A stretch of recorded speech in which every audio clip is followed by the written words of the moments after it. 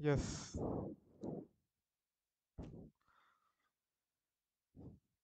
सो good morning everyone. अपन start करेंगे आज ड्यू डिलिजेंस से। ठीक है। सो इन्वेस्टिगेशन का मैंने तुमको जो दिया था उसमें से I forgot to mention statutory investigation is not there in syllabus anymore. तो उसको तुम you can skip that 20-25 odd parts, 20-25 minutes का जो था सेकेंड वीडियो में। उसके अलावा रिमेनिंग इज सेम, बाकी सेम है एज इट इज। अभी आ जाओ ड्यू डिलिजेंस में। Due diligence, investigation and forensic audit, ये तीन पार्ट में अपना चैप्टर डिवाइडेड है। जनरली क्वेश्चन आता है तो फॉरेंसिक ऑडिट से आता है।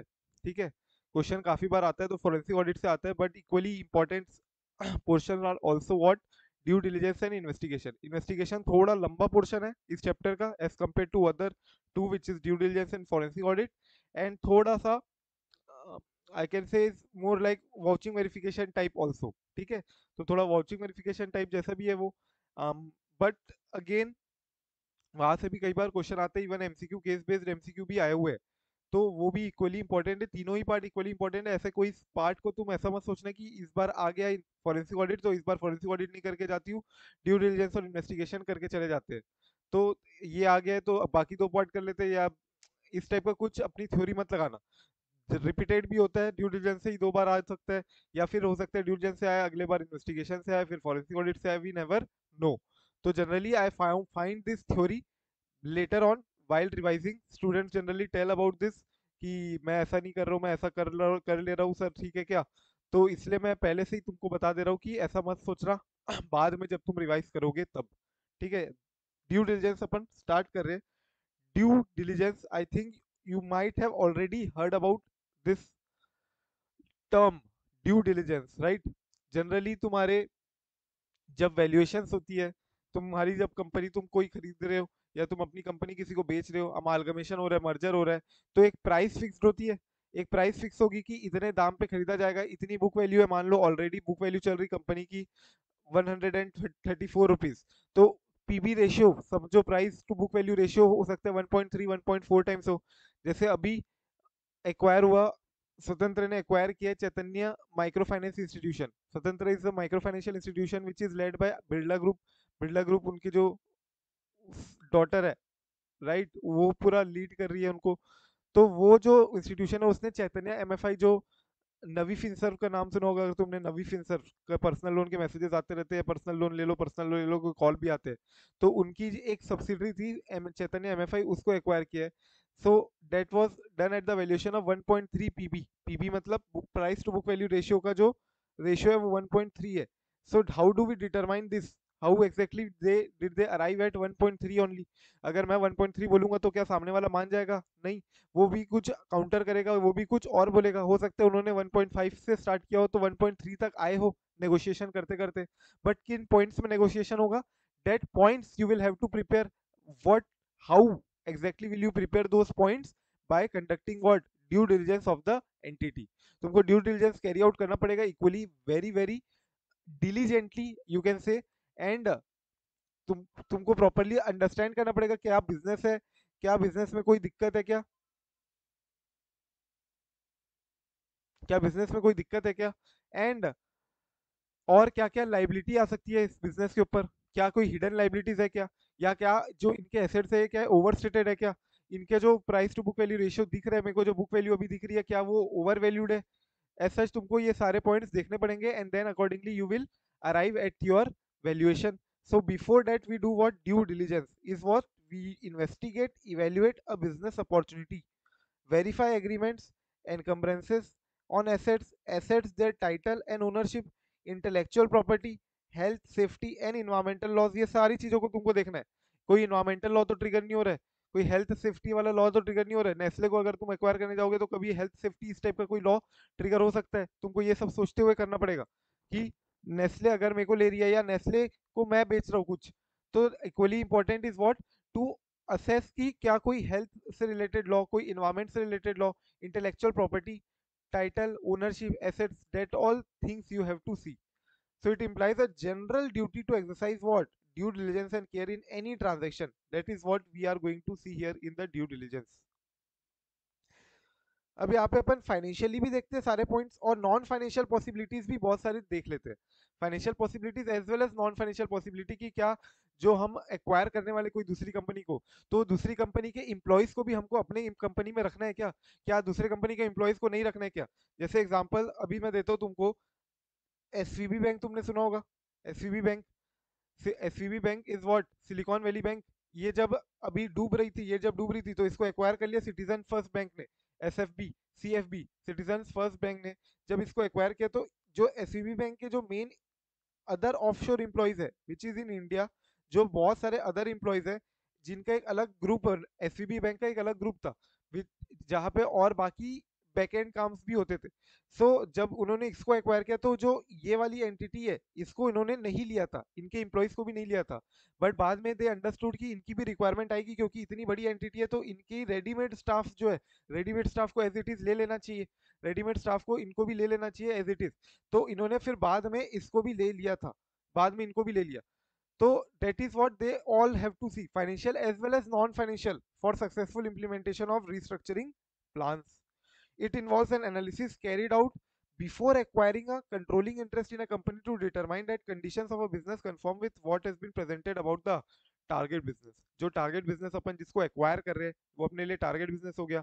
तो जैसा जैसा जो जो हमको बताया जा रहा है वैसा वैसा प्रिवेलिंग कर रहा है, यानी वहां पे है कि नहीं एक्चुअल में, एनालाइज करना पड़ेगा अपन को before acquiring any controlling interest, right, that is more than 50% interest अगर तुम एक्वायर कर रहे हो यहाँ पे। सो we have to determine conditions of the business conform with what has been presented or not, जैसा हमको बताया गया है वैसा का वैसा है या नहीं।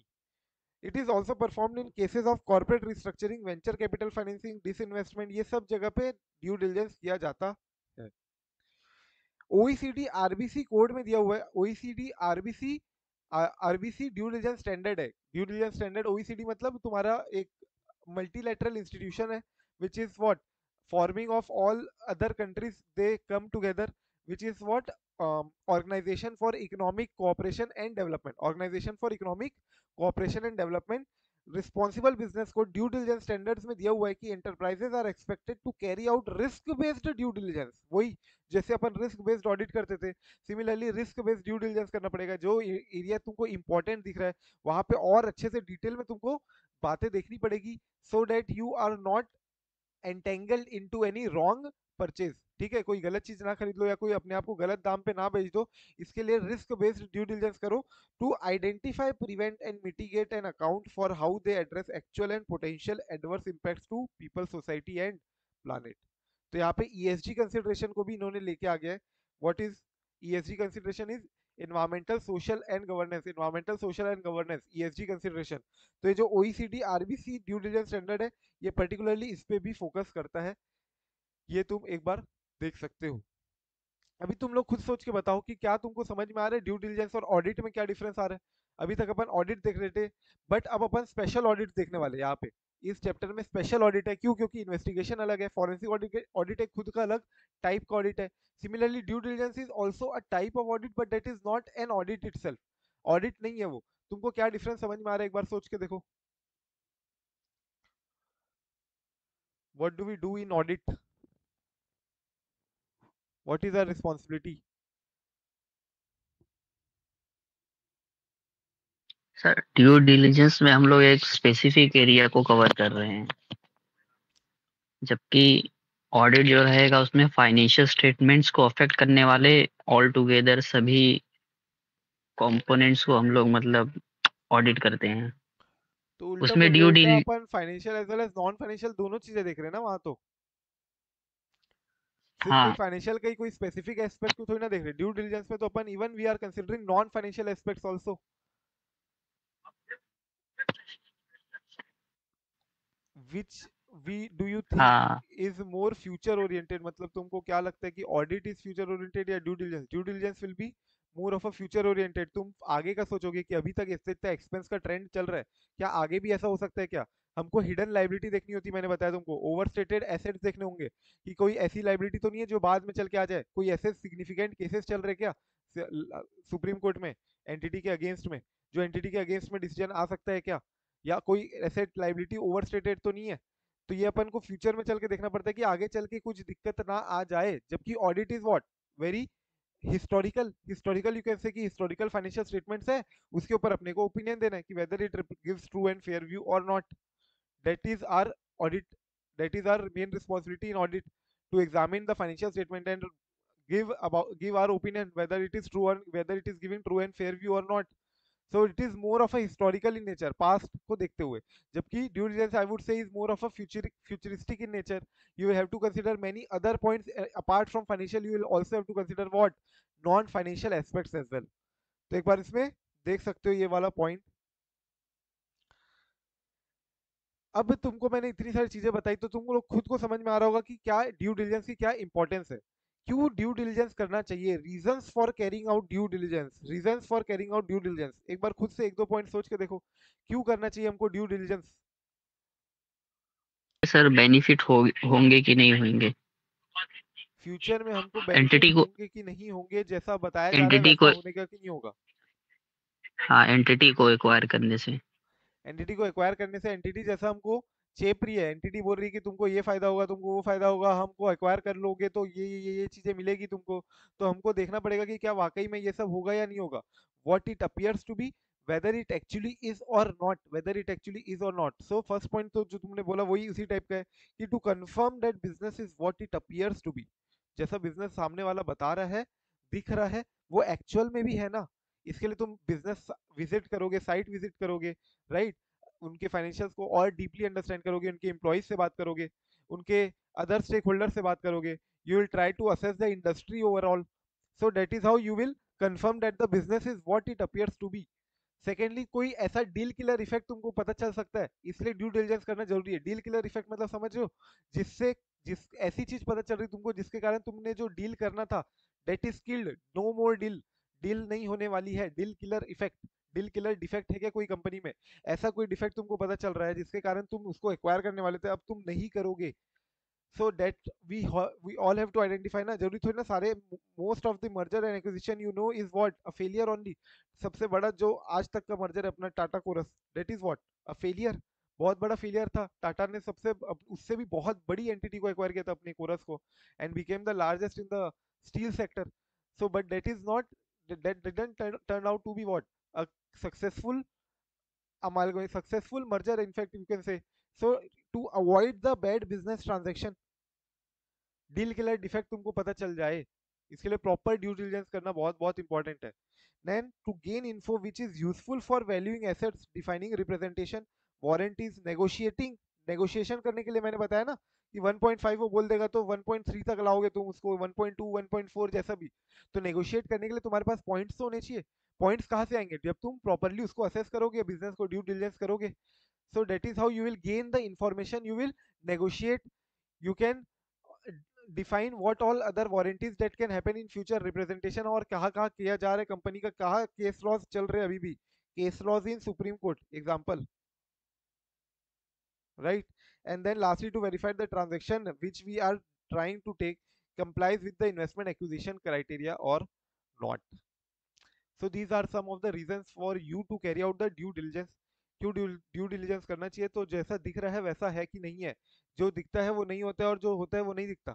ये मूवी डायलॉग याद है तुमको, ये जो दिखता है वो होता है, सॉरी जो दिखता है वो नहीं होता और जो नहीं होता वो दिखता है. ये मूवी का डायलॉग याद है, कौन सी मूवी का डायलॉग था ये? तारे जमीन पर. तारे जमीन पर तुमने देखा होगा अगर, तो उसमें जब उसको वो सबसे पहली बार पोयम पूछता है ईशान अवस्थी को, जब वो बोर्डिंग स्कूल में जाता है तो फर्स्ट टाइम उसका जो पूछता है कि पोयम बताओ, पोयम का मीनिंग क्या है, तो वो वही बताता है कि जो दिखता है वो नहीं होता और जो होता है वो नहीं दिखता और जो दिखता नहीं है वो होता है. अभी आ जाओ classification of due diligence. Classification of due diligence या फिर कौन कौन से एरिया में तुम ड्यू डिलिजेंस कर सकते हो. तो या तो क्वेश्चन ऐसा बोल सकते हैं कि तुमको ड्यू डिलिजेंस में किन किन चीजों में क्लासिफाई कर रहे हो, तुम ड्यू डिलिजेंस को क्या क्या पार्ट में क्लासिफाई कर रहे हो, या फिर कौन कौन से एरिया में तुम ड्यू डिलिजेंस कर सकते हो. तो ये जो एरिया है तुम जहां जहां ड्यू डिलिजेंस करोगे, ये तो तुम्हारा क्या हो गया, क्लासिफिकेशन. ये तुम्हारा क्या हो गया, classification. Classification of areas in which due diligence can take place, ऐसा भी बोल सकते हो तुम, या फिर सिंपल तुमको बोलेगा क्लासिफिकेशन ऑफ ड्यू डिलिजेंस, या फिर तुमको बोल सकता है areas in which due diligence can take place, areas in which due diligence can take place. इसको अपन डिफरेंशिएट करेंगे इसके अगले क्वेश्चन से, जो कि जनरली आता है, कई बार पहले आया हुआ है, बहुत पहले, which is what expects to be covered in financial due diligence. क्या क्या एस्पेक्ट्स तुम कवर करोगे अपने फाइनेंशियल ड्यू डिलिजेंस में, और ये बोलता है areas in which due diligence can take place, areas in which कौन कौन से एरिया में तुम ड्यू डिलिजेंस कर सकते हो। तो सबसे पहले तो मैं कमर्शियल वायबिलिटी देखूंगा, ऑपरेशनल वायबिलिटी देखूंगा ना, कि भैया strategically whether it is feasible or not for us to merge together, for us to do this transaction. तो commercial viability, feasibility, operational due diligence, that is what you will carry out, evaluation of commercial strategic operational perspective से। Then इसके बाद employee personal due diligence, कि भाई सामने वाले जो employee है वो हमारे whether it will be in line with और नॉट, मतलब हमारे जो रिक्वायरमेंट है, हमारी जो एंटिटी है उसके अंदर हम, वो जब हमारे एंटिटी के अंदर आ जाएंगे, so will they be able to carry out our work or not, how they will be familiarising with our systems. तो ये सब तुमको पर्सनल ड्यू डिलिजेंस भी करना पड़ेगा, कि जितने उनके एम्प्लॉइज है क्या सबके सबको लेना है, कि किसी को हायर करना है, कि किसी को कुछ को नहीं लेना है, some portion of the total employees. Similarly tax due diligence तुम देखोगे कि भाई क्या सामने वाली एंटिटी लॉस मेकिंग है, तो हमको क्या टैक्स में फायदा होगा क्या, या सामने वाली entity already it's profit making, so that loss making वाली जो एंटिटी को एक्वायर करने से जो फायदा होता है that won't happen. So tax due diligence तुमको प्रॉपरली करना पड़े। फाइनेंशियल ड्यू डिलिजेंस सबसे इंपॉर्टेंट, वेरी वेरी इंपॉर्टेंट, सबका पापा financial due diligence. Financial due diligence is what it is encompassing everything. Financial due diligence में तुम्हारा टैक्स ड्यू डिलिजेंस भी आई जाएगा एक्चुअली, पर्सनल ड्यू डिलिजेंस भी आई जाएगा, and this is generally carried out after commercial due diligence. Financial due diligence को अपन generally financial DDD, FDD जिसको बोलते हैं अपन जनरली, तो एफडीडी जनरली अपन कमर्शियल डीडी की बात करते हैं, या फिर ऑपरेशनल डीडी बोल लो, इसके बात करते हैं कि एक बार अपन को लग रहा है कि हाँ commercially operationally viable feasible transaction है ये, then we will seek into all the financials, financial matters में अपन फिर देखेंगे, पहले commercially and strategically operationally feasible होना चाहिए। तो फाइनेंशियल ड्यू डिलिजेंस अपन देखें तो ये क्या बोलता है कि it involves analysis of books of accounts, सारे तुमको देखने पड़ेंगे transaction everything, other information related to financial matters, it should be performed after completion of the commercial due diligence. Information system due diligence, it pertains to all computer system and related matters of the entity, that is you will have to see कि जो हमारा system है और जो वहाँ का system है उसको कैसे सिंक्रोनाइज किया जाए, कैसे सिंक में लाया जाए, कैसे in principle it should not be very tough to handle, ठीक है, स्मूथली कैरी आउट हो जाना चाहिए सारा चीजें। तो इन्फॉर्मेशन सिस्टम ड्यू डिलिजेंस तुमको देखना पड़ेगा यहाँ पे। देन तुम्हारा लीगल ड्यू डिलिजेंस, कोई और कोई केस लॉस तो नहीं चल रहे एंटिटी के अगेंस्ट में, कोई सुप्रीम कोर्ट में यानी ऑलरेडी कोई केस चल रहा है क्या एंटिटी के अगेंस्ट में, या एंटिटी के फेवर में कोई डिसीजन आ सकता है क्या। So that is all you will have to carry out, legal due diligence. And lastly environmental due diligence, again similar to what legal aspects, कि कोई इन्वायरमेंटल केस लॉ, या इन्वायरमेंटल केस लॉ तो नहीं but entity का environment कैसा है वहां के actually, and how are environment will be. So these are all the areas in which you will carry out your due diligence. Yeah, you can carry out your due diligence, which we also do across CPT file. C से commercial due diligence, P से personal, T से tax, T से tax, F से fact financial, I से information system, L से legal और E से environmental due diligence.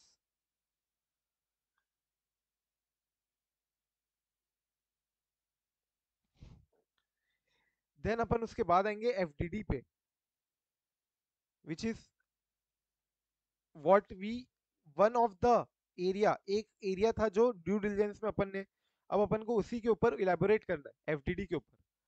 So FDD was what analysis of books of account proper, other financial matters तुमको देखने, अदर मैटर्स, अदर इन्फॉर्मेशन जो भी फाइनेंशियली रिलेटेड मैटर्स है वो सब तुमको प्रॉपरली देखना है। It is generally carried out after completion of what, after completion of commercial due diligence.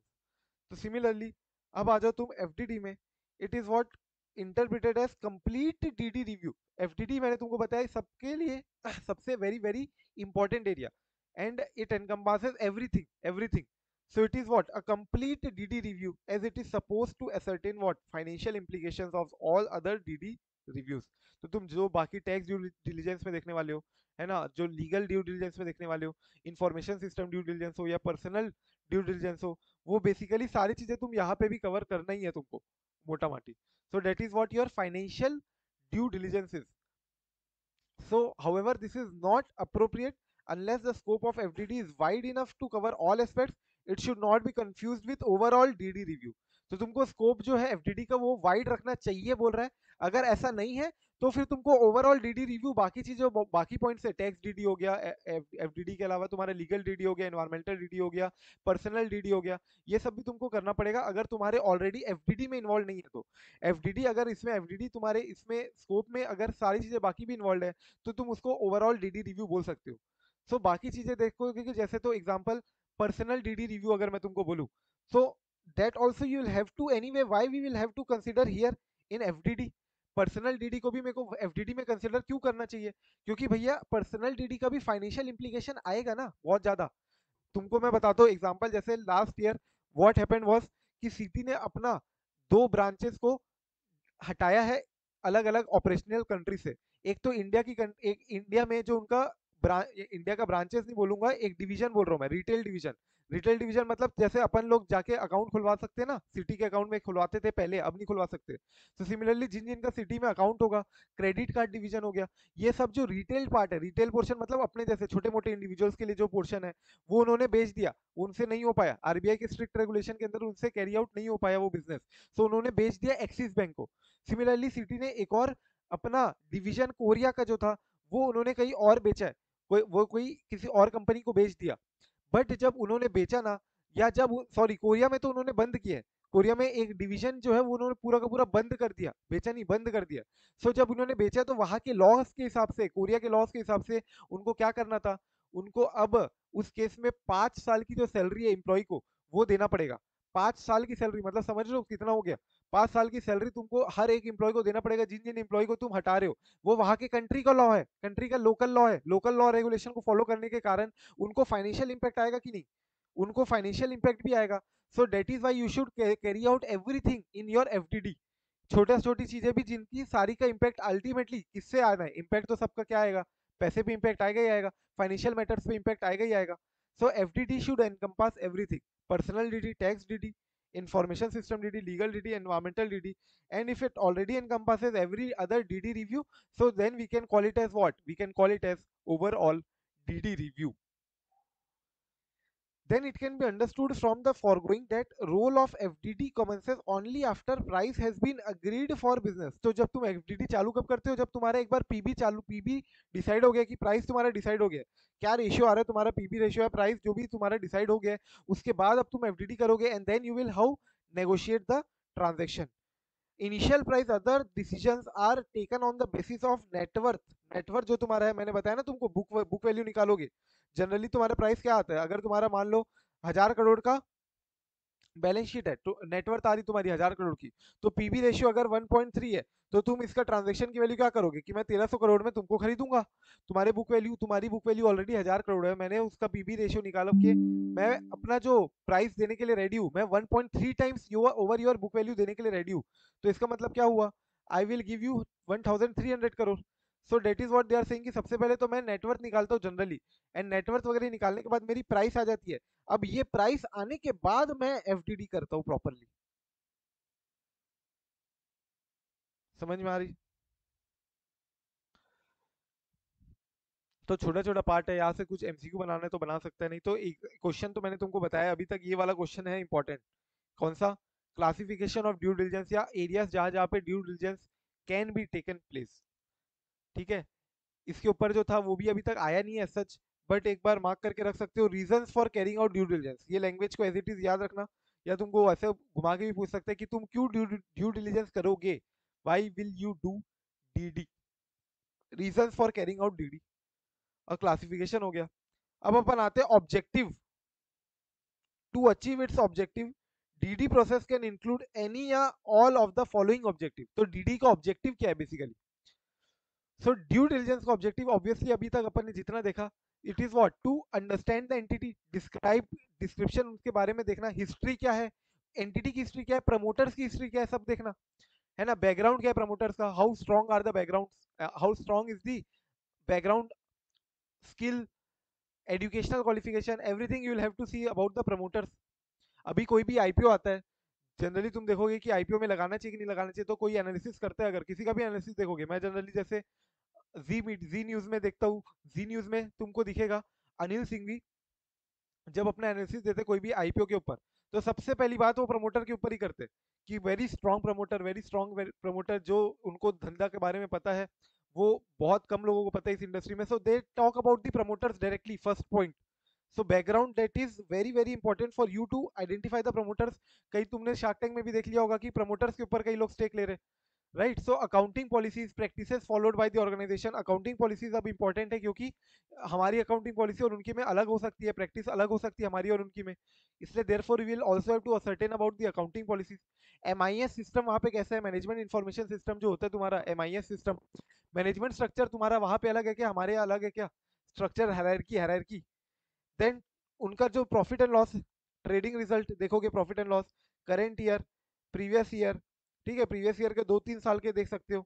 Asset liabilities as per the latest balance sheet, क्या देख रही है मेरी लाइबिलिटी, क्या मेरे एसेट दिख रहे हैं, इसी में मेरे को देखने पड़ेंगे ऑब्जेक्ट, ये सारे मेरे ऑब्जेक्टिव है। आईटी असेसमेंट कोई चल रहा है क्या, आईटी मतलब कौन से, इनकम टैक्स, कोई असेसमेंट या अपील चल रही है कि मेरी against any other authority. Cash flow pattern समझोगे, description of the commercial and other activities which is being carried out by the organisation and the future profitability. तो देखो प्रॉफिटेबिलिटी, प्रॉफिटेबिलिटी से 2 पॉइंट हो गए, trading result and profitability, trading result and profitability, ये कौन से हो गए, प्रॉफिट एंड लॉस से रिलेटेड पॉइंट हो गए। फिर एक तुम्हारा बैलेंस शीट से पॉइंट रिलेटेड हो गया, एसेट लाइबिलिटी।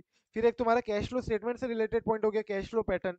फिर तुम्हारा बाकी पॉइंट तो कॉमन है ही, बैकग्राउंड देखोगे, डिस्क्रिप्शन देखोगे, बिजनेस हिस्ट्री पढ़ोगे, accounting policy, accounting matters, accounting practices, management information system और मैनेजमेंट स्ट्रक्चर, मैनेजमेंट से 2 पॉइंट हो गए कि एमआईएस क्या है तुम्हारा, कैसा है, और मैनेजमेंट हायरार्की क्या है, स्ट्रक्चर क्या है।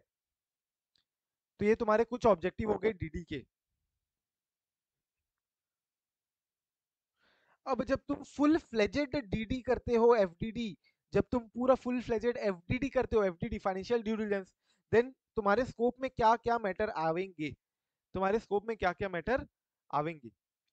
तो भाई सबसे पहले तो मैं ब्रीफ हिस्ट्री देखूंगा, सबसे पहले मैंने क्या बताया कि मैं टारगेट कंपनी कितने साल पुरानी, क्या कब से क्या बिजनेस कर रही है, क्या बिजनेसेस में चेंज आए हैं, पहले कुछ और करती थी, फिर बीच में कुछ और किया, फिर बाद में कैसे कैसे एंटिटी इवॉल्व हुई ओवर द पीरियड, हिस्ट्री देखोगे of the company. And also I told you what, the promoters background, background of the promoters, very very important first point. तो हिस्ट्री देखना, कंपनी के बारे में समझना, कंपनी को समझना, कंपनी ने क्या क्या बिजनेस कैरी आउट चालू किया था और वो कहाँ तक पहुंची, कैसे कैसे पहुंची, क्या जर्नी रही है उसकी। And the background of the promoters, promoters has to be very very strong, they drive the business, right. Then उसकी अकाउंटिंग पॉलिसीज देखोगे, फुल फ्लेजेड है चल रहा है अभी अपना, full fledged FDD, full fledged देखो। तो फाइनेंशियल स्टेटमेंट रिव्यू करूंगा मैं अकाउंटिंग पॉलिसी देखने टाइम। तो अकाउंटिंग पॉलिसी देखते हैं, फाइनेंशियल स्टेटमेंट रिव्यू किया तो मेरे को क्या दिखा, प्रॉफिट एंड लॉस में कोई टैक्सेशन इंपैक्ट है क्या, प्रॉफिट एंड लॉस में क्या कोई टैक्सेशन इंपैक्ट आ सकता है फ्यूचर में। So that is all this points you will have to consider. Similarly cash flow statement जब तुम देखोगे तो फाइनेंशियल प्रोजेक्शंस भी देख सकते हो कि अगले 3 साल, अगले 5 साल का क्या एंटिटी क्या प्रोजेक्ट कर रही है, एंटिटी अगले 5 सालों का क्या देख रही है। जरूरी थोड़ी ना तुम एक्वायर करने की बात करो, मैं जनरली मैं एक्विजिशन का एग्जांपल लेते हुए बैकग्राउंड तुम्हारे दिमाग में ये बैठा दिया मैंने, लेकिन हो सकता है तुम लोन लेने जाओ, राइट, तो उसमें तुमको फाइनेंशियल प्रोजेक्शन देना ही पड़ता है। सिमिलरली आईपीओ वगैरह में भी तुमको थोड़े बताने पड़ते हैं अपने पास्ट 3 इयर्स के minimum minimum data financials. So financial projections वगैरह everything will be handy. Management और एम्प्लॉइज को check out management and employees of the entity and then other statutory complaints that you may need to carry out. हो सकते हैं तुमको competition act में competition council of India जो CCI है उनका अप्रूवल लेना पड़े, आरबीआई का अप्रूवल हो सकता है तुमको लेना पड़े बिफोर एक्विजिशन, या रेगुलेटरी रिक्वायरमेंट है क्या, कोई स्टैट्यूटरी कंप्लायंस करना पड़ेगा, मेरे को जबरदस्ती एक्वायर करना ही पड़ेगा क्या, ऐसा भी हो सकता है, आरबीआई मैंडेटेड है, जैसे आरबीआई ने बोल दिया था यस बैंक को लिए एक्वायर करने के लिए किसी और को। So all this points you will have to see. एक एक पॉइंट के अंदर काफी ज्यादा घुस के डिस्कशन हुआ है। जैसे brief history of the target company और प्रमोटर्स के बैकग्राउंड के बारे में बोला है, तो सेटअप देखोगे कंपनी कैसे सेटअप हुई थी, क्या उनके ओरिजिनल प्रमोटर कौन थे, ओवर द पीरियड कौन कौन प्रमोटर में कोई चेंजेस आए क्या, और क्या टारगेट कंपनी जो थी उसकी हिस्ट्री क्या है, रेगुलेटरी रिक्वायरमेंट क्या क्या है after this acquisition takes place, और क्या क्या लीगल रेगुलेटरी रिक्वायरमेंट एप्लीकेबल हो सकता है, ये सारे पॉइंट्स तुमको देखने पड़ेंगे। एक बार क्विकली रीड कर लो यहाँ तक, स्टेच्यूटरी कंप्लायंस, और मैं तुमको इसका क्वेश्चन बता रहा हूँ, एक बार फटाफट रीड करो इसको।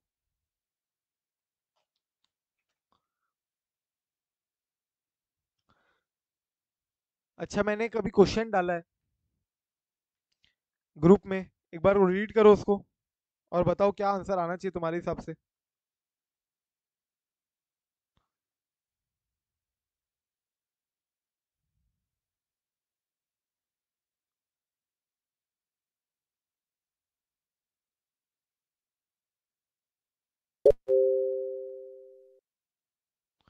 A German company engaged in the business of manufacturing and distribution of industrial gases is interested in acquiring a listed Indian company. The market share of more than 65% of the industrial gas business in India. Request you to conduct a due diligence of this Indian company and submit your report. As due diligence auditor, discuss the key areas you will cover in your review. क्या लगता है इसका answer क्या आएगा? As a due diligence auditor, discuss the key areas you will cover in your review.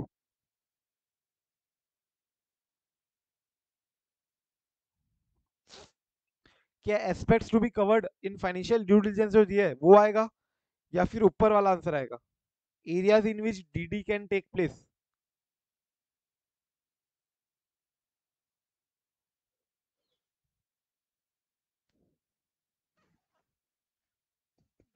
Sir ये ऊपर वाला normal जो है कॉमन।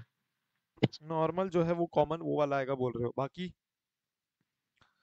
ये क्या है? बाकी अभी जो अपन चालू किए पढ़ना वो क्या है मेरा? Aspects to be covered in FDD, aspects to be covered in FDD, right? बोलो क्या आएगा?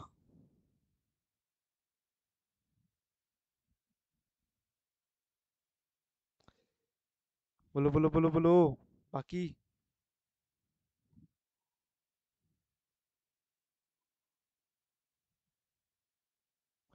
क्या बोल रहे हो? हाँ यही आएगा ऊपर वाला जो है। अपन जो फर्स्ट देखे थे वो वाला। तो इसका आंसर है ये, aspects to be covered in FDD. क्या क्या एक्सपेक्ट तुम कवर करने वाले हो अपने फाइनेंशियल ड्यू डिलिजेंस में? ब्रीफ हिस्ट्री देखूंगा मैं, फाइनेंशियल स्टेटमेंट को रिव्यू करूंगा, कैश फ्लोज को देखूंगा, फाइनेंशियल प्रोजेक्शंस को देखूंगा, टैक्सेशन मैटर को देखूंगा, अकाउंटिंग पॉलिसीज को देखूंगा, statutory compliance and management and employees. ये जो आंसर अभी अपन देखने वाले थे उसी का क्वेश्चन मैंने तुमको भेजा है, तो ये तुम लिख सकते हो। पर्टिकुलरली क्या इसमें इंपॉर्टेंट थिंग है that we can consider as to identification of the answer के परस्पेक्टिव से अगर मैं बोलूँ तो, दैट वंस दे से यू व्हाट, कि तुमको एक्विजिशन करना है, तुमको एक्वायर करना है कुछ कोई और एंटिटी को, right? So generally think of it as financial due diligence मेरे को करना है। मेरे को अगर कोई क्वेश्चन, तो ऐसे दो तीन बार ये क्वेश्चन आए हुए हैं, बहुत पहले आते थे, ठीक है, 10 साल पुराने क्वेश्चन है ये, अगर मैं बात करूँ तो ये तुम्हारे प्रैक्टिस मैनुअल के क्वेश्चन है जो मैंने अभी तुमको भेजा है। सो ये जनरली ये क्वेश्चन है, अगर एज इट इज तो पूछ पूछ भी सकते, कोई भरोसा नहीं है, बहुत पुराना क्वेश्चन है, बट वो सेम पॉइंट अभी भी दिए हुए हैं ना अपने मटेरियल में। तो सो अगर सेम क्वेश्चन वापस से अगर आता है तुमको, तो तुम इसको क्या याद रखो कि भैया ये मेरे को एक्वायर करने के इस पे हिसाब से बोल रहा है और मेरे को ड्यू डिलिजेंस कैरी आउट करने बोल रहा है, तो मैं क्या करने वाली हूँ ऐसे? तो मैं सबसे पहले क्या करने वाली हूँ? एफडीडी करने वाली हूँ। सो एफडीडी में क्या क्या एरिया देखूंगी मेरे को ये देखना है पर्टिकुलरली, याद रखना। एफडीडी में क्या क्या एरिया देखना है मेरे को ये पर्टिकुलरली चेक करना पड़ेगा। लेकिन डायरेक्ट तुमको क्वेश्चन पूछ रहा है कि क्लासिफिकेशन ऑफ ड्यू डिलिजेंस बताओ, या areas in which DD can take place, कौन कौन से एरिया में तुम डीडी कर सकते हो, अलग है, ये अलग है, समझ लो। ये तुम हो सकता है कभी तुमको सिर्फ कमर्शियल ड्यू डिलिजेंस ही करना पड़े, अभी तक आगे बात बनी नहीं है, तुमको कमर्शियली फिजिबल है कि नहीं, वायबल है कि नहीं, स्ट्रेटेजिकली इंपॉर्टेंट है कि नहीं मेरे लिए ये करना, ऑपरेशनली फिजिबल है कि नहीं की, बस इतना तुमको कैरी आउट करने के लिए बोल रहा है। तो ये एक अलग एरिया हो गया एफडीडी करने का, areas in which DD can take place, ये एक एरिया हो गया अलग करने का। लेकिन जब तुमको एक्वायर करने बोल रहे हो तो तुमको सारे ही एरिया करने हैं ना कवर। जब तुमको एक्विजिशन करने के रिस्पेक्ट में ड्यू डिलिजेंस करने बोल रहा है, that means what, you will have to cover all the areas, right? That is after the decision has been taken place कि मेरे को ये एक्वायर करना चाहिए। एंड देयरफॉर जब तुम ऐसा सोच लो, एक तरीके से सोच को बता रहा हूँ, क्या सोच के तुम उसको आंसर को रिटेन कर सकते हो कि ये वाला आंसर है, नॉट दैट आंसर। ये सोच के कि भैया मेरे को यहाँ पे एफडीडी करना पड़ेगा क्योंकि मेरे को सारे एरियाज कवर करने हैं, ओवरऑल ओवरऑल डीडी करना है मेरे को, ओवरऑल, राइट? एंड देयरफॉर पूरा का पूरा ओवरऑल डीडी के लिए मैं क्या बोलता हूँ, इसको एफडीडी बोलता हूँ। और एफडीडी के लिए क्वेश्चन में क्या दिया है, क्या क्या एस्पेक्ट्स तुम कवर करोगे अपने एफडीडी में, वो वाला आंसर आएगा यहाँ पे। आई होप इट इज क्लियर। ठीक है, किसी को कुछ पूछना है तो पूछ लो, नहीं तो यहाँ तक अभी टेस्ट योर अंडरस्टैंडिंग। के पहले तक फटाफट कंप्लीट करो। एक बार रीड मारो तो।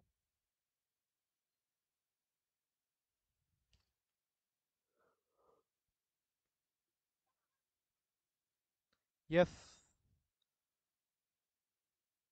Brief history, target company, background, promoter का क्या है, ये सब में तुम देख रहे हो जब, तो क्या क्या करोगे? बिजनेस नेचर देखोगे, लोकेशन देखोगे कि प्रोडक्शन फैसिलिटीज कहाँ है, वहां से रॉ मटेरियल कितना पास है, रॉ मटेरियल लाने के लिए क्या टाइम लगता है, कितना वेयर हाउसिंग फैसिलिटीज वगैरह देखोगे, ऑफिसेस वगैरह, everything. All this points you will have to consider, right? क्योंकि तुम्हारा हो सकता है प्रोडक्शन फैसिलिटी, प्रोडक्शन हाउस जो है, फैक्ट्री जो है, वो बहुत अलग दूर एरिया में as compare to where the raw material can be sourced from. तो उसके कारण हो सकता है ट्रांसपोर्टेशन कॉस्ट बाद में तुमको ज्यादा लगे, या जैसा भी तुमको एनालिसिस करना पड़ेगा। देन एम्प्लॉयमेंट, क्या क्या एम्प्लॉयज को मेरे को रखना है, कौन कौन से एम्प्लॉयज को मैं हो सकता है ना रखूं। This all you will have to consider, so that is why you will have to understand about the brief history of the business and the promoters detail. Similarly उनकी अकाउंटिंग पॉलिसीज को अपन देखेंगे पर्टिकुलरली, क्या कोई हमको change करना पड़ेगा क्या उनकी अकाउंटिंग पॉलिसी को, and why reason, material effect कोई आएगा क्या जिसके कारण, अगर मेरे फाइनेंशियल्स में। फिर फाइनेंशियल स्टेटमेंट्स को और फर्दर रिव्यू करोगे, स्टेच्यूट के हिसाब से क्या बोल रहे हैं, कोई डेविएशन है क्या एज पर एफआरएफ जो होना चाहिए था, जैसे फाइनेंशियल वैसे ही है ना, शेड्यूल 3 के तहत, एएस के तहत या इंडेस के तहत, जैसे भी वैसे जैसे चाहिए थे वैसे ही है ना। Net worth of the business have to be taken care by computing what, under valuation of the liability, या फिर over valuation of the assets. क्या एसेट्स मेरे ओवर वैल्यूड है क्या, या लाइबिलिटीज मेरी अंडर वैल्यूड है क्या? ये दो चीज बहुत इंपॉर्टेंट है ना देखना, कि मेरे एसेट्स ज्यादा नहीं दिखने चाहिए और लाइबिलिटीज मेरी कम नहीं होनी चाहिए। मतलब liabilities, sorry, liabilities over valued है क्या and assets are under stated है क्या?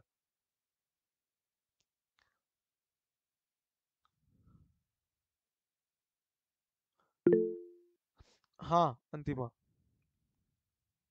सर जो ये इसके ये पॉइंट्स है, ये सारे मतलब जो हमारे इन्वेस्टिगेशन में स्पेशल एस्पेक्ट्स होते हैं ना, सेम वैसे ही तो है ये पूरे पॉइंट।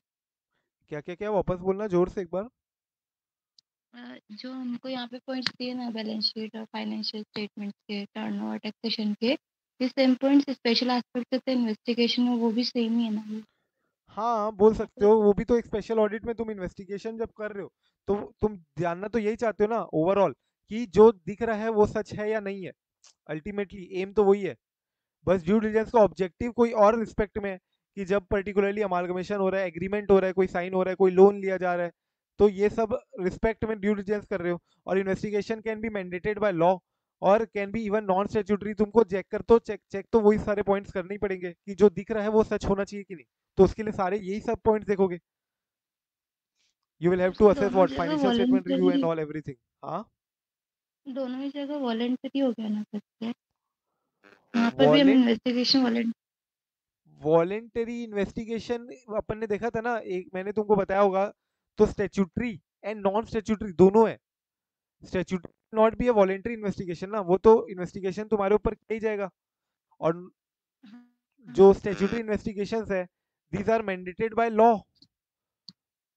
सो इस केस में भी तुम्हारे जो की पॉइंट्स तुमको देखने हैं एज एन इन्वेस्टिगेटर, जो आएगा सामने वाला बंदा, सो उसको भी तो ये सारे पॉइंट्स देखने ही पड़ेंगे ना। So it need not always be तो सर वॉलेंटरी। अगर अगर वहाँ पे सर दोनों में जो कॉमन पॉइंट्स है, ड्यू डिलिजेंस, इन्वेस्टिगेशन, अगर ये एमसीक्यू पॉइंट है फिर से अगर आ जाते हैं, तो जैसे वहाँ पे कैसे पता करेंगे कि ड्यू डिलिजेंस का या इन्वेस्टिगेशन का है?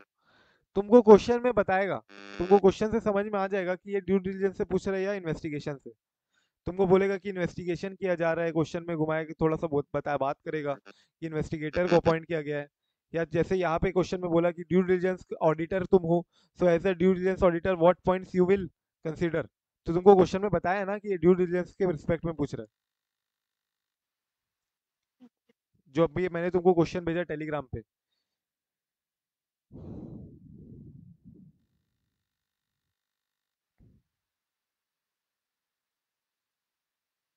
ठीक है।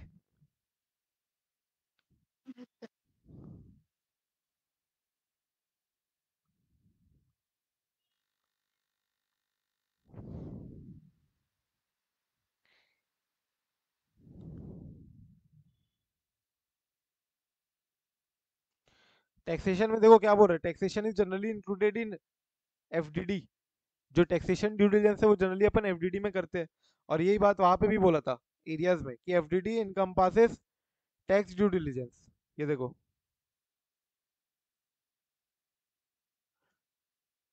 it is generally included in the FDD. Tax due diligence is generally included in the FDD. Cash flow हो गया, फाइनेंशियल प्रोजेक्शंस, अगले 5 सालों के तुम प्रोजेक्शंस हो सकते तुमको बना के दिखाना पड़े, तो ये सारी बातें तुमको देखनी पड़ेगी। चलो क्वेश्चन देखते हैं अपन, टेस्ट अंडरस्टैंडिंग का question number 1। CAY is employed with a leading private sector BDFP bank posted in Noida branch.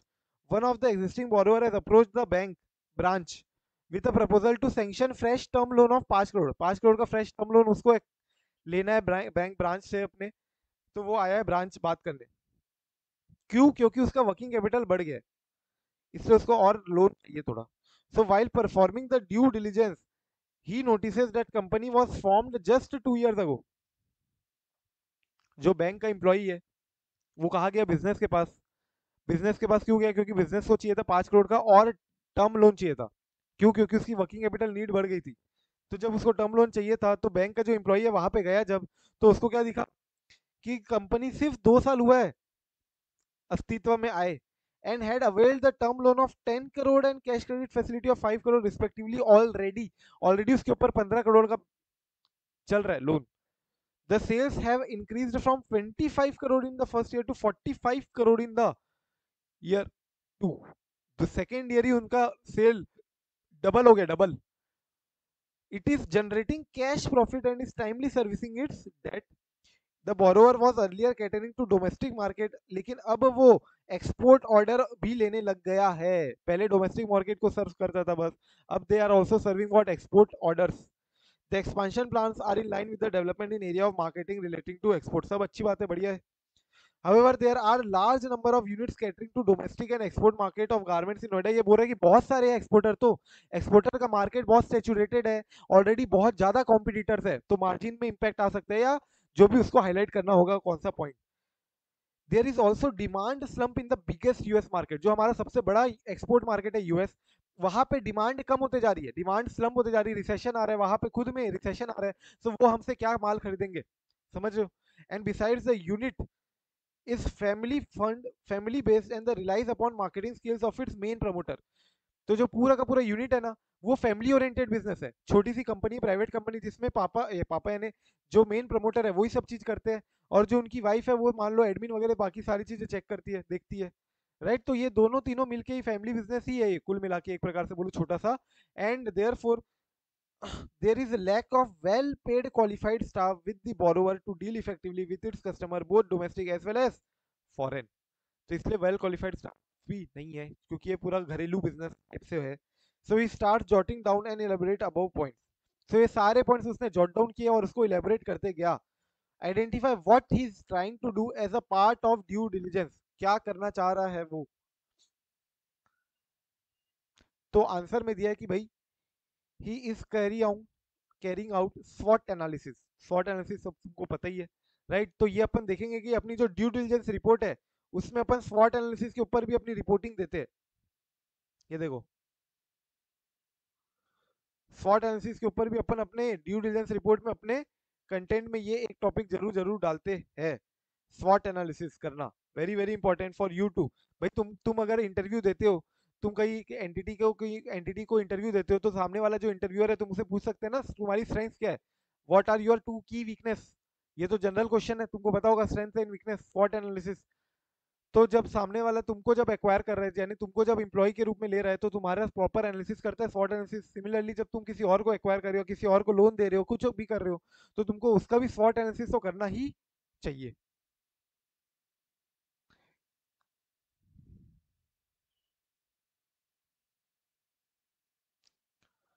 देख लो एक बार, रीड कर लो फटाफट।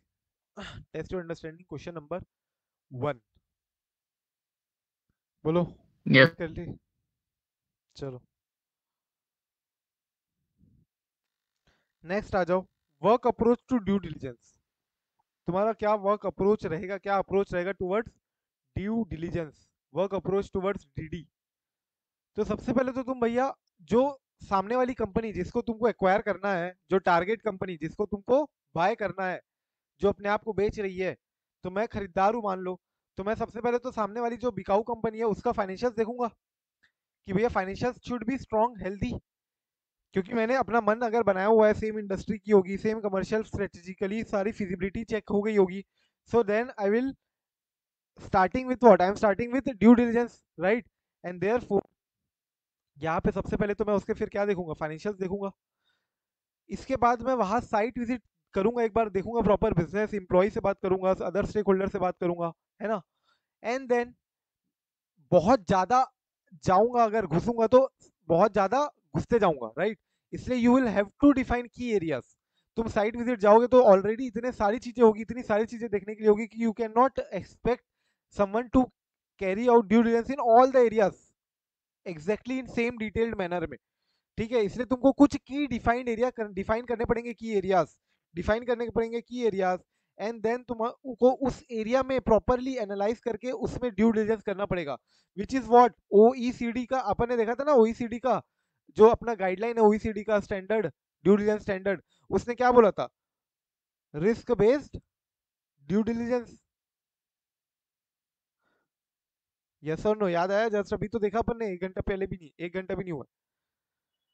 OECD risk based due diligence करना, एंड देन लास्टली तो एक ऑफर देगा based on completion of the due diligence, helping prepare an offer based on completion of the due diligence, lastly offer दोगे। ये तुम्हारा हुआ एक approach to carry out DD. Now how exactly do you do the due diligence, how exactly do you do the due diligence, तो मेरे को open minded रहना है, ठीक है। ट्रबल स्पॉट्स आइडेंटिफाई करने की, कहाँ कहाँ गलतियां हो सकती है, कहाँ कहाँ दिक्कतें आ सकती है, कहाँ कहाँ दिक्कत आ चुकी है, कहाँ कहाँ दिक्कतें फ्यूचर में आएगी। एंड आस्क फॉर एक्सपांशन, क्या एक्सपांशन प्लान क्या है तुम्हारे एंटिटी का, ये जो फंड तुमको मिलने वाले, ये तुमको इसको तुम क्या यूज करोगे। Get the best team of the people to carry out the due diligence, तुम डीडी एक्सपर्ट्स हायर कर सकते हो after looking their experience record in the industry, ठीक है। 360 डिग्री व्यू लेना है तुमको पूरे इस ट्रांजेक्शन का, why this transaction is happening, what is the need to the target company, what is the buyer's need, target company का क्या चल रहा है, कैसा क्या, सब चीजें 360 degree view. And talk to the customer supplier business partner, मैंने बोला ना साइट विजिट जाओगे तो सबसे बातें करो।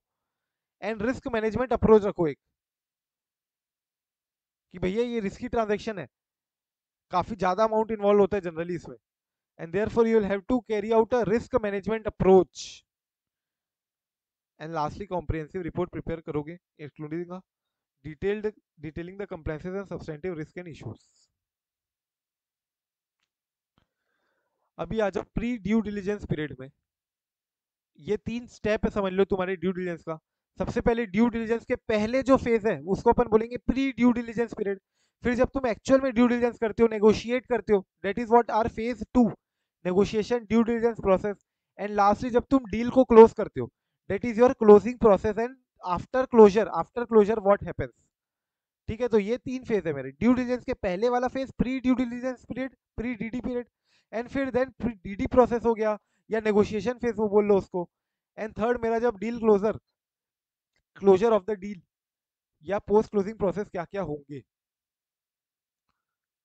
सो सिंपल है, जब तुम ड्यू डिलिजेंस के पहले वाले फेज में हो, date is pre DD process, pre DD period में हो, तो तुमको कंपनी के बारे में समझना है, क्लाइंट के बारे में अंडरस्टैंड करना है, ट्रांजेक्शन के बारे में समझना है, असेस करना है most appropriate scope of work and the methodology.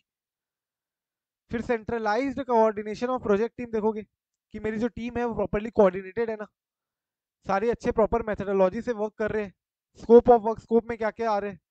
And then तुम एक डीडी रिक्वेस्ट प्रिपेयर करोगे to target specifying the areas of the concern, कि हम तुम्हारे एरिया में आएंगे तो हम तुम्हारा बिजनेस विजिट करेंगे, साइट विजिट करेंगे, और ये एरिया को हम चेक करना चाहते हैं, ये तुम इन्फॉर्म करो टारगेट कंपनी को, सामने वाली कंपनी को,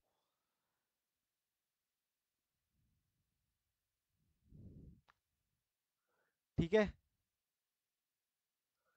देन तुम डीडी प्रोसेस कैरी आउट करोगे, नेगोशिएशन फेस करोगे, तो तुम या तो वहां जाके काम कर सकते हो of site, on site, on site कर सकते हो या तो ऑफ साइट। फ्लेक्सिबल अप्रोच होना चाहिए। ऐसा नहीं कि एक बार स्टार्ट हो गया तो जैसे जैसे मैंने सोचा था वैसे वैसे ही करना है, नहीं। तुम अगर तुमको दिख रहा है कि हालातें बदलते जा रही है तो तुम्हारा फ्लेक्सिबल वर्क अप्रोच होना चाहिए। Q&A प्रोसेस तो बहुत बहुत इंपॉर्टेंट है मैनेजमेंट के साथ, उसी से तो तुमको समझ में आएगी बातें। तो ये सारी बातें हैं तुमको देखनी है सेकंड फेज में। एंड लास्टली तुमको क्लोजिंग फेज में review of closing documents prepare करना है। By the target company prepare करेगी, सामने वाली कंपनी जिसको हम एक्वायर कर रहे हैं वो एक क्लोजिंग डॉक्यूमेंट प्रिपेयर करेगी। Then PPA assistant is what,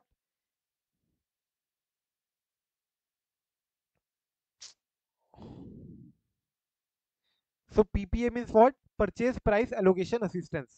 PPA means purchase price allocation assistance, मतलब जो तुम्हारा परचेज प्राइस है उसको कैसे तुम एलोकेट करते हो, किस किस को कितना कितना क्या क्या मिलता है, that is your PP assistance. And other post closing transaction review जो जो तुमको करना है। एंड कोई प्राइस में कुछ एडजस्टमेंट करना है क्या, that is all you will have to see after you close the deal. अभी आ जाओ इंपॉर्टेंट, अभी तक आया नहीं है क्वेश्चन बट हो सकता है आरटीपी नवंबर 21 में आया है ये, तो उसके बाद से ना कभी उसके पहले आया ना कभी बाद में आया, तो इंपॉर्टेंट मार्क कर लो, हो सकता है डायरेक्ट एग्जाम में आ जाए। Contents of a due diligence report, तुम्हारे जो डीडी रिपोर्ट है उसमें क्या क्या रहेंगे। तो तुमको पता होगा एग्जीक्यूटिव समरी तो रहती है, कोई भी रिपोर्ट हो सबसे सामने क्या रहती है, एक एग्जीक्यूटिव समरी रहती है। क्या होती है एग्जीक्यूटिव समरी, तुमने कई सारी रिपोर्ट पढ़ी होगी, सबसे शुरू में तुमको दिखेगा ना executive summary. What is executive summary, सोचो थोड़ा, बोलो, बोलोगे तो याद रहेगा, नहीं बोलोगे चुपचाप रहोगे तो कैसे याद रहेगा executive summary. Execution related work से।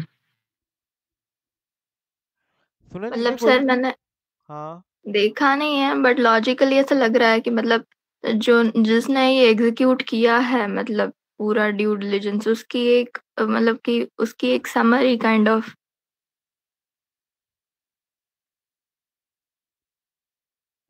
बोल सकते हो, करेक्ट ओनली की क्या, तुम्हारी executive summary is what, a flash report.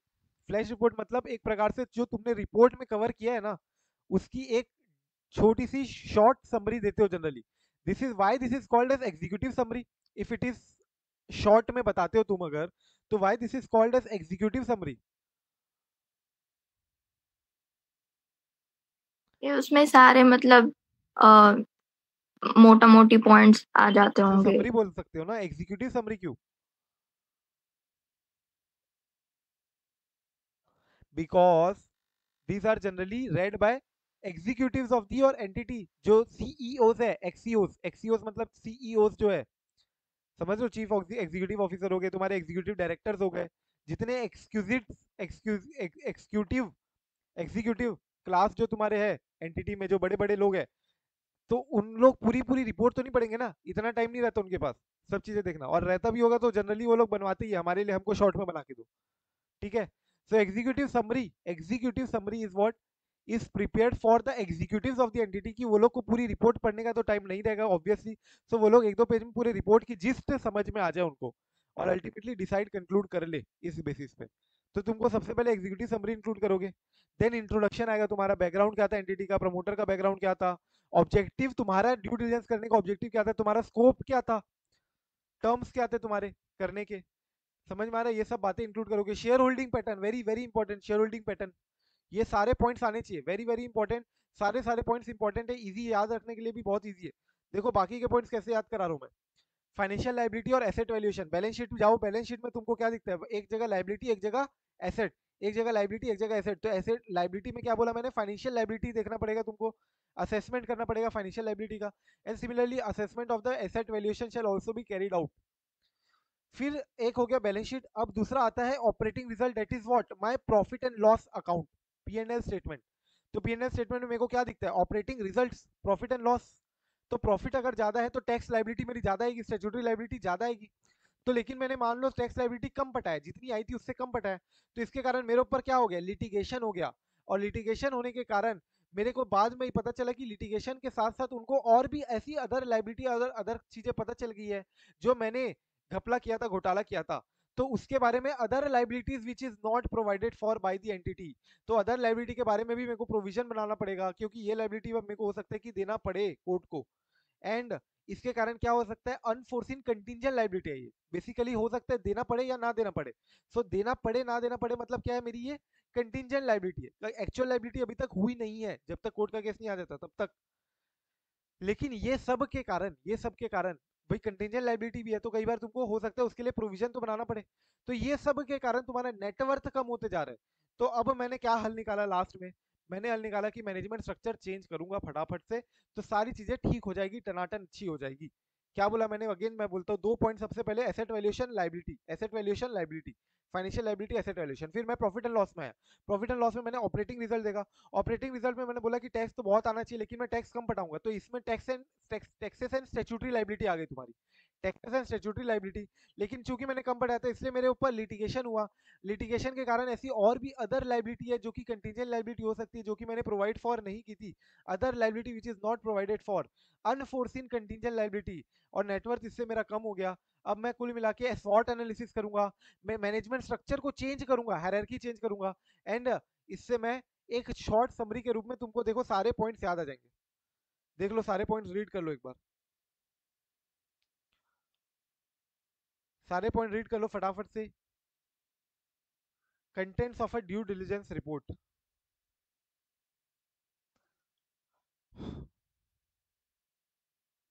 Yes sir. याद हो गया प्रॉपर? तो एक बार बोलो फटाफट से सारे points. Contents of a due diligence audit report, तुम अपने डीडी रिपोर्ट में क्या क्या टॉपिक्स पे बात कर सकते हो? Executive summary, introduction, background, brief history, terms of reference वाला पॉइंट था, देन शेयर होल्डिंग पैटर्न्स, फिर financial liability, asset valuation, operating results, और tax liabilities, litigation, other liabilities, contingent liabilities, unforeseen contingent liabilities, net worth decrease वाला point था, and then change in management, SWOT analysis। Right, बस तो इतना ही इसमें है। तुमको लेकिन पूरे पूरे पॉइंट बोलना है कि भाई लाइबिलिटीज है तो assessment of liabilities, assets valuation है तो assessment of valuation, assets valuation of the assets. Similarly net worth decrease नहीं है, asset of assessment of the net worth, तो वो तो अपन ने कीवर्ड्स को याद करने के लिए एक फ्लो बना दिया, बट उसके पॉइंट्स देखो क्या बोल रहे हैं, वो असेसमेंट रिलेटेड है, मतलब सब ये हाँ सब हाँ पॉइंट्स का सर। असेसमेंट करना है। तो जस्ट रिमेंबर कि अपना थोड़ा सा सेम सिमिलरिटी आ जाए, है ना, विद दैट लैंग्वेज। अभी आ जाओ, अब अपन ने देखा था कि भैया नेटवर्थ जो है हमारी, जो price to book value ratio मैंने शुरू में बताया था, जैसे कि स्वतंत्र ने एक्वायर किया चैतन्य को 1.3 पीबी रेशियो में, तो पीबी रेशियो मतलब 1.3 यानी आप जो प्राइस डिसाइड हुई है that is 1.3 times the book value. तो बुक वैल्यू जब तुम डिटरमाइन कर रहे हो तो बुक वैल्यू के 1.3 टाइम्स क्यों हुआ, बुक वैल्यू पे क्यों नहीं हुआ? क्योंकि भैया book value is not representative of the exact total value, हो सकता है बाद में कुछ और आफत आन पड़े, हो सकता है बाद में कुछ और फायदा हो जाए एंटिटी को, राइट। एंड देयरफॉर नेटवर्थ के केस में फर्स्टली तुमको ये चीज देखनी पड़ती है कि क्या भैया मेरे जो एसेट्स है वो सामने वाला कंपनी मेरे को ओवर वैल्यू करके तो नहीं दिखा रहा है, एसेट्स जो है वो सामने वाली कंपनी मेरे को ओवर वैल्यू करके तो ज्यादा एसेट्स तो नहीं दिखा रही है, ताकि उसकी नेटवर्थ क्या आएगी, ज्यादा आएगी, और ज्यादा नेटवर्थ आएगी तो मतलब पीबी रेशियो प्राइस ऑटोमेटिकली मेरा बढ़ जाएगा ना, टारगेट परचेज प्राइस। सिमिलरली मेरे को ये चेक करना पड़ेगा कि सामने वाली जो मेरे को एंटिटी लाइबिलिटीज दिखा रही है अपनी, क्या सिर्फ उतनी ही लाइबिलिटी है कि बाद में और भी कोई लाइबिलिटी आ सकती है। सो ये दो चीज मेरे को चेक करनी है, एक हिडन लाइबिलिटीज और एक over valuation of the assets. क्या एसेट्स ओवर वैल्यूड है या क्या मेरी लाइबिलिटीज अंडर वैल्यूड है, हिडन है क्या? समझ में आ रही है बात? तो ये दो पे क्वेश्चन पूछता है कई बार 4-4 5-5 नंबर के लिए कि हिडन लाइबिलिटीज के लिए क्या क्या देखोगे तुम, या ओवर वैल्यूड एसेट्स के लिए तुम क्या क्या पॉइंट्स को as a due diligence auditor क्या क्या चेक करोगे। तो ये दोनों question very very important mark करना, और दोनों कई बार आते हैं एग्जाम में। हिडन लाइबिलिटीज में सबसे पहले आ जाओ, अपन एक बार पॉइंट्स देख लेते हैं फटाफट से, और अपन को याद करना है अच्छे से सारे के सारे पॉइंट्स, इसलिए अपन इसको याद भी करेंगे थ्रू सम ट्रिक्स और निमोनिक्स।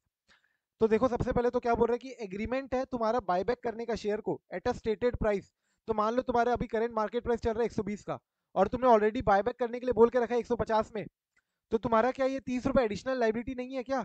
ऑब्वियसली ये हिडन लाइबिलिटी है ना। तुमने 120 रुपए चल रहा है मार्केट में और 150 रुपए बायबैक करने के लिए बोल के रखा। Buyback is generally done at a price higher than your current price, अगर तुमको पता होगा तो। Why do we do buyback?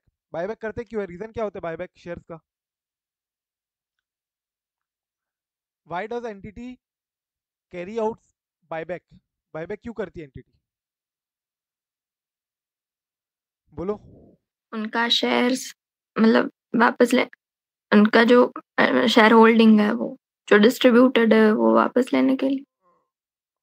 ये तो बायबैक होता क्या है वो बोल रही हूँ। बायबैक क्या होता है? बायबैक में हम उनके शेयर्स वापस ले लेते हैं। हम यानी कौन? जो बायबैक कर रहा है, जो प्रमोटर्स हो सकते हैं बायबैक कर रहे हो, या एंटिटी जो है, कंपनी जो है, वो बायबैक करके कंपनीज के शेयर्स को हटा देगी हमेशा के लिए।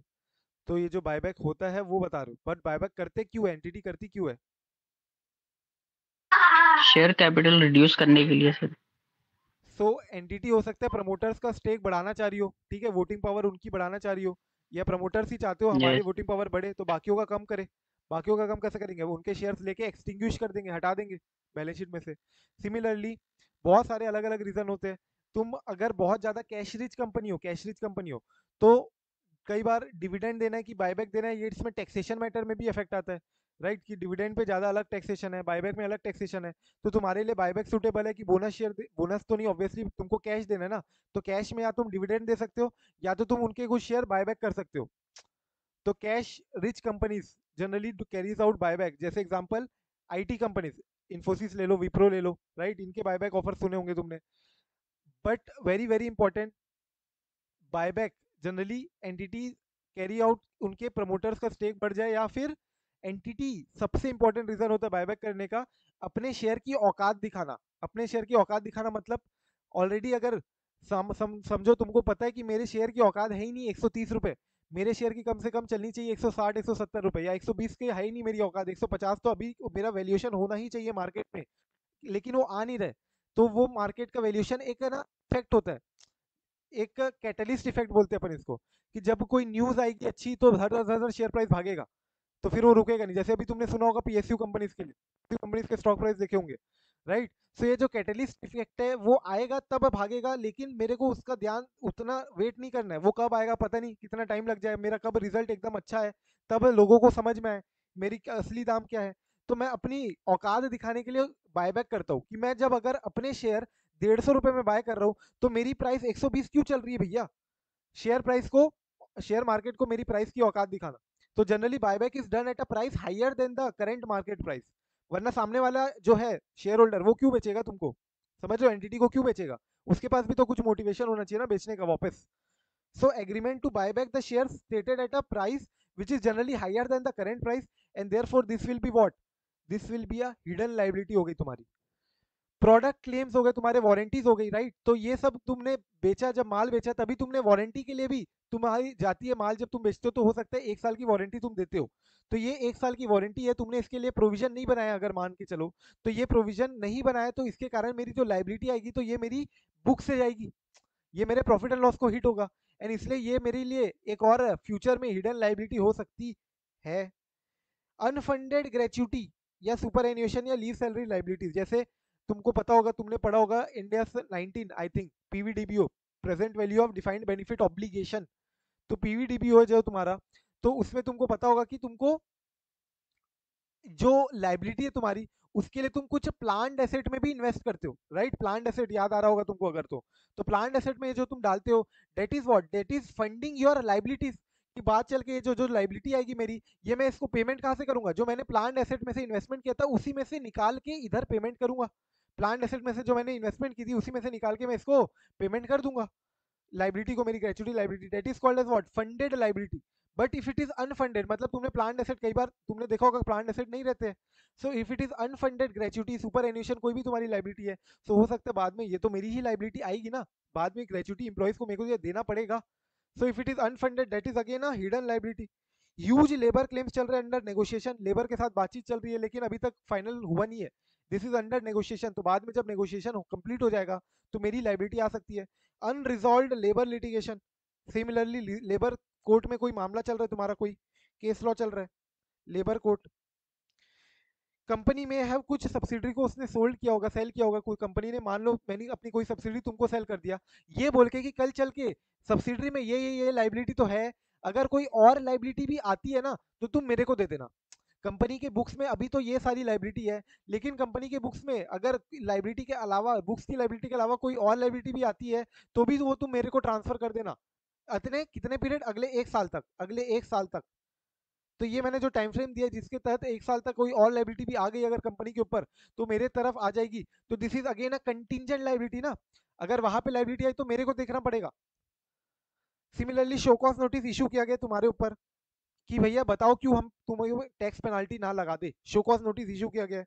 Letter of comfort to banks and financial institution, तो लेटर ऑफ कंफर्ट जो तुम देते हो बैंक्स को, फाइनेंशियल इंस्टीट्यूशन को, तो ये किस लिए देते हो, क्योंकि तुम्हारा कोई एक्सपोजर होता है कहीं और पे, तो ये इसके लिए तुम बैंक को बोलते हो कि भैया अगर ये हमको नहीं मिला पैसा तो हम तुमको दे देंगे, टेंशन मत लो। तो बैंक्स और एफआईज को जब तुम लेटर ऑफ कंफर्ट दे रहे हो किसी और के बिहाफ में, ठीक है, तो वो जो लेटर ऑफ कंफर्ट अगर एक्चुअल में ट्रिगर हो जाए, बैंक्स और एफआईज अगर एक्चुअल में ट्रिगर करे तो तुमको तो पैसा देना पड़ सकता है ना, गारंटी हो गई, बैंक गारंटी ले लो, एलओसी ले लो, ये सारे तुम्हारे कंटिंजेंट लाइबिलिटीज है। सिमिलरली टैक्स लाइबिलिटीज आ सकती फ्यूचर में, सेल्स टैक्स असेसमेंट का कारण, कस्टम ड्यूटी के कारण, फ्यूचर लीज लाइबिलिटी के कारण, and environmental problem claims and third party claims, ये सब कुछ टैक्स रिलेटेड पॉइंट्स हो गए। इसको अपन याद कैसे करेंगे, देखो बीपी बढ़ गया तुम्हारा, इंप्लॉय का बीपी एकदम बढ़ गया, क्यों बढ़ गया इंप्लॉय का बीपी, क्योंकि कंटिंजेंट लाइबिलिटी मेरी टैक्स लाइबिलिटी बन गई है, कंटिंजेंट लाइबिलिटी जो कि हो सकती थी लाइबिलिटी वो मेरी एक्चुअल में टैक्स लाइबिलिटी बन गई, तो तुम्हारा बीपी तो खून तो खोलेगा ना, बीपी इंप्लॉय का बढ़ गया, बीपी इंप्लॉय का बढ़ गया, तो बी से मार्क करना क्या, बी से बायबैक, पी से क्या, प्रोडक्ट वारंटीज। इंप्लॉय से इंप्लॉय रिलेटेड बहुत सारे पॉइंट देखे थे अपन ने, जो देखो अंडरलाइन पॉइंट्स है, अंडरलाइन इंप्लॉय से,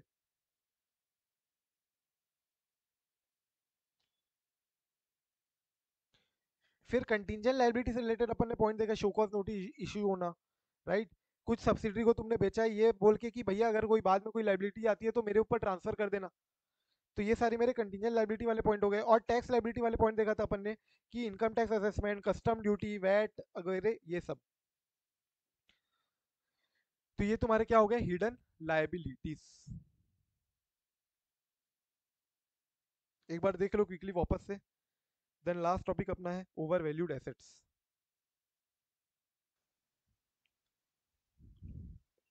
यस डन। एक बार जितेंद्र यस बोल के सर। बताओ कितने पॉइंट्स अपन ने, सारे पॉइंट्स जो जो देखे over value, sorry hidden liabilities के,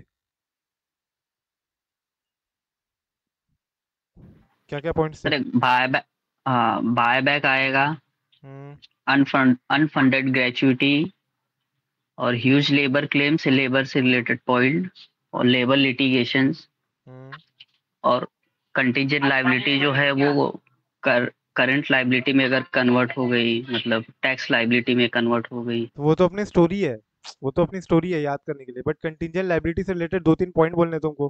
टैक्स लायबिलिटी से रिलेटेड 2-3 पॉइंट है, जैसे सेल्स टैक्स है, कस्टम ड्यूटी के ऊपर एक टैक्स है, पेंडिंग कस्टम ड्यूटी तुम पटाए नहीं हो क्या, पेंडिंग सेल्स टैक्स असेसमेंट कोई चल रहा है तुम्हारे ऊपर क्या, क्या कोई इनकम टैक्स का असेसमेंट चल रहा है क्या। सिमिलरली कंटिंजेंट लायबिलिटी से 2-3 पॉइंट थे, वो तो याद करने का तरीका हुआ ना। कंटिंजेंट लायबिलिटी के हाँ ऊपर यस, 2-3 पॉइंट क्या थे? और सब्सिडरीज जो रहेंगे उनके भी अगर एक्वायर कुछ किया है या तो उनके भी रिलेटेड जो लायबिलिटी से बाद में जाके नोन हो जाती है कंटिंजेंट लायबिलिटी, और शोकॉज नोटिस के रिलेटेड भी। फिर तुम्हारा बैंक गारंटी, एलसी हो गया, letter of credit, letter of comfort, yes yes sir. Right. और एक तुम भूल गए क्या, बीपी था, पी से क्या, प्रोडक्ट वारंटीज। हाँ यस, बीपी। अभी देखो नेक्स्ट है अपना over valued assets. Over valued assets is what when the asset seems to be overly valued, मतलब वैल्यूएशन उसकी बहुत ज्यादा इतनी होनी नहीं चाहिए। ऐसा जानबूझ के टारगेट कंपनी क्यों ऐसा करेगी, ताकि उसकी बुक वैल्यू ज्यादा है, ताकि उसका नेटवर्थ ज्यादा आए, राइट। सो अंडर यूज या ऑब्सोल्यूट प्लांट एंड मशीनरी, अगर प्लांट एंड मशीनरी जो कि यूज ही नहीं होती है या अब यूज करने लायक बची भी नहीं है, ऑब्सोलीट है, ऑब्सोलीट, ठीक है, बहुत पुरानी है। And there spares asset values which have been impaired due to sudden fall in the market value, market में कोई नई टेक्नोलॉजी आ गई है, ऑब्सोलीट हो गई है तुम्हारी प्लांट एंड मशीनरी, तो तुमने उसको इंपेयर कर दिया या जैसा भी, तो ये अब उसकी उतनी वैल्यूएशन होनी नहीं चाहिए जितनी बुक में दिख रही है, तुमने तो ऑलरेडी तुमको उसको इंपेयर कर देना चाहिए, राइट ऑफ करना है तो राइट ऑफ कर दो, but why are you showing it as a stated value which already was coming from the past years. Similarly कोई एसेट्स है या प्रॉपर्टी है जो कि लिटिगेशन में है, तो लिटिगेटेड एसेट्स प्रॉपर्टी है तो ऑब्वियसली उसके ऊपर तुमको प्रोविजन बनाना पड़ेगा, क्या पता वो एसेट हमारा हो या ना हो बाद में। तो एसेट्स और प्रॉपर्टी जो के ऊपर लिटिगेशन है, तो हो सकता है कि वो एसेट हमारा है ही नहीं लेकिन दिखा रहे अगर अपन, तो date can be a case of over valued assets. Assets carried eight much more than current market value, जो उसकी मार्केट वैल्यू उसके ऊपर तुम दिखा रहे हो उसको, कहाँ पे, अपने बैलेंस शीट में, due to capitalization of expenditure, foreign exchange fluctuation, capitalization of expenditure mainly in the nature of revenue, तो रेवेन्यू नेचर के खर्चे को तुम कैपिटलाइज कर रहे हो, समझ लो, फॉरेन एक्सचेंज फ्लक्चुएशन के कारण जो तुम उसका इफेक्ट है वो तुम एसेट में डाल रहे हो। कोई फालतू का प्रोजेक्ट एक्सपेंडिचर तुमने कर दिया और उसको तुम कैपिटलाइज कर दियो, या फिर revenue expenditure, deferred revenue expenditure दिखा रहे हो। इनटेंजिबल एसेट जिसकी कोई वैल्यू नहीं है उसको तुम दिखा रहे हो, जबरदस्ती गुडविल दिखा रहे हो, समझ लो example. Investment carried at cost through realisable value is much much lower, investment को तुम कॉस्ट पे दिखा रहे हो जबकि उसकी रियलाइजेबल वैल्यू बहुत कम है, तो तुमको उसको रियलाइजेबल वैल्यू पे दिखाना चाहिए था, चूंकि तुम उसको कॉस्ट पे दिखा रहे हो, तो this is what, over valuation of investment, investment तुम ओवर वैल्यूड दिखा रहे हो। Investment carrying a very low rate of income return, तो जो इनकम इन्वेस्टमेंट उतनी रिटर्न देने ही नहीं वाली है, तो वो इन्वेस्टमेंट को अपने को कम करना चाहिए, इंपेयर करना चाहिए, राइट, बट तुम उसको एज इट इज दिखा रहे हो। स्लो नॉन मूविंग इन्वेंट्री या इन्वेंट्री वैल्यूड अबव एनआरवी, जो तुम आप इन्वेंट्री पे आ गए, तो इन्वेंट्री तुम्हारी नॉन मूविंग इन्वेंट्री है या स्लो मूविंग इन्वेंट्री है।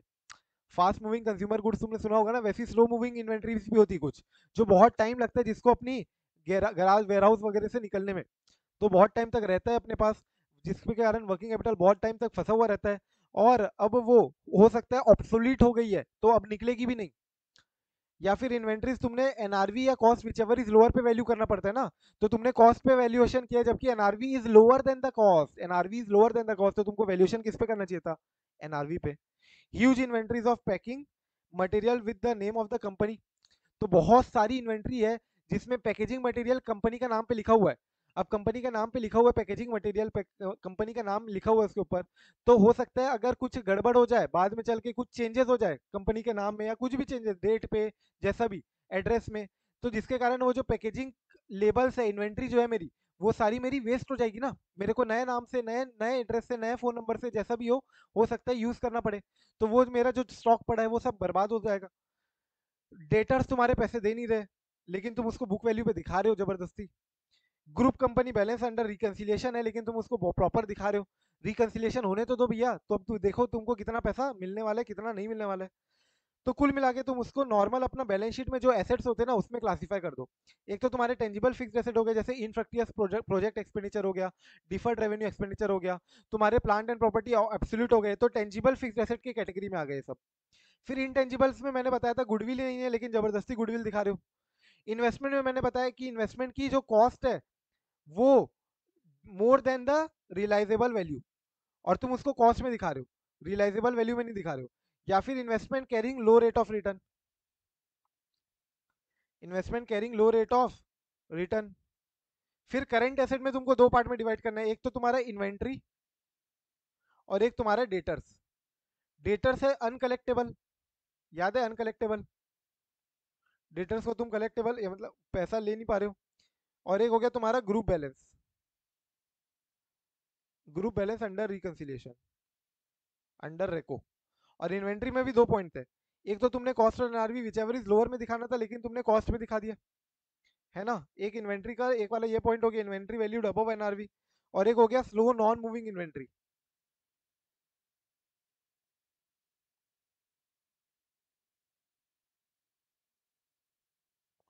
और एक हो गया cost more than NRV, show net cost.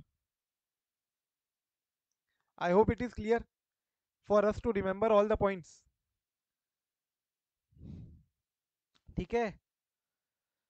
तो एक बार इसको लिखना है तो लिख लो सारे points, I hope you will be able to recollect.